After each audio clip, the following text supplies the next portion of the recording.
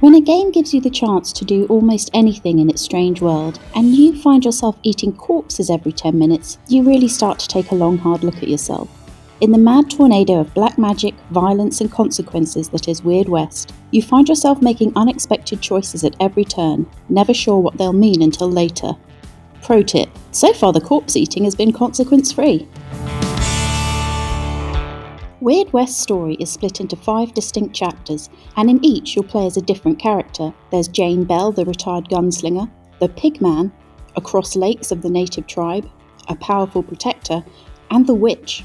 Their stories are connected and intertwined, a murky soup of occult practices, flesh eaters and regret, told through dialogue, documents, and the environments you travel through. While they all have their own individual plot lines and different journeys to go on, they can pleasingly overlap. Once you've finished Belle's story, for instance, you can go back as another character and recruit her to your posse. It's nice seeing an old friend, at least until you get her killed. The actual gameplay is a mix of gunplay, not surprising in a Wild West game, strategic use of the environment like lamps that can be shot to cause a blaze, barrels of oil, toxic chemicals, careful inventory management, and special powers afforded to your characters by collectible playing cards and relics. The isometric perspective does take some getting used to when you're wielding your rifles and bows and shotguns, but the guideline helps accuracy. Those lamps are pretty tiny, and I adapted faster than I expected. You've also got the option to go for stealth, sneaking up behind enemies, knocking them out and hiding them in the bushes. But in my case, things got so chaotic so often, this approach was only ever the amuse-bouche before a feast of bullets. I did manage to complete a main story mission where I had to sneak through a brothel, throw someone off a balcony, and raid an office, all without being spotted. But I'll die before I tell you how many saves and reloads that took. I did free some oppressed sex workers, so worth it. Unexpected consequences are Weird West's real calling card, and a new sort of stress for people pleasers like me who like to complete stories the right way. Anyone, apart from your character during their chapter, can die.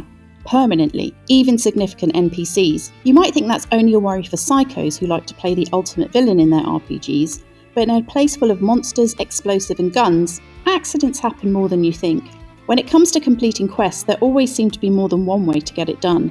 There's the classic charging at the front door, weapons drawn, the old stealthily creeping between rooms, waiting for guards to wander just far enough away. But there are also methods that reward the experimental, like running across the rooftops to find a skylight and avoiding people entirely, or uncovering a well and finding a secret way into a house. Which method you choose will determine your reputation in the world, which can affect prices in stores, and who will travel you, and maybe even spark a vendetta if you kill someone and their nearest and dearest flee promising revenge.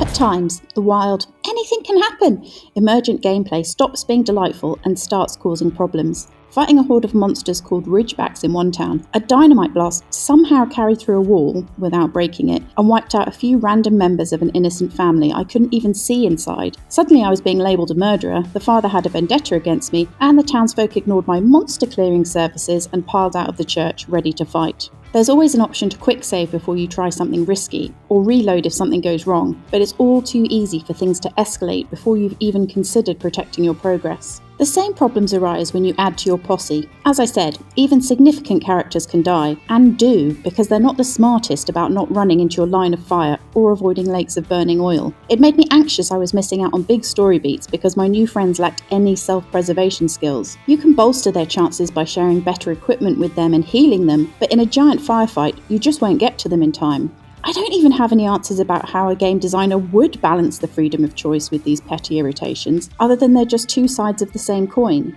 The very things that annoyed me will thrill more chaotic players, who'll no doubt find ways to wipe out whole towns with a few sticks of dynamite and then ride laughing into the sunset on a stolen horse. Smart choices have been made by the developers that preserve the feeling of exploration without them needing to construct a fully open world. You'll travel between markers on the world map, but you'll have random encounters, some good, some bad, along the way, and you can choose anywhere to stop and hunt or sleep when you need to top up your health points. Other than time limits on bounties and selected side quests, you're free to delay your main mission and hop between locations looking for fights or treasure, or to see how the residents you met previously are doing. Some widows will have remarried, so you'll see their names change, and graves you dug for friends or your victims will stay where you left them.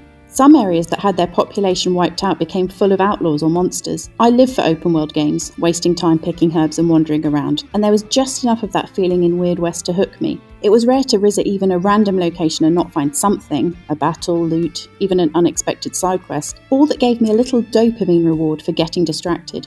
In the end, Weird West makes the roller coaster ride through its world so compelling that you'll just stop caring about doing everything perfectly. The consequences are just twists of the story you're creating alongside the main narrative, and it's hard to imagine that two people's playthroughs will ever look exactly alike.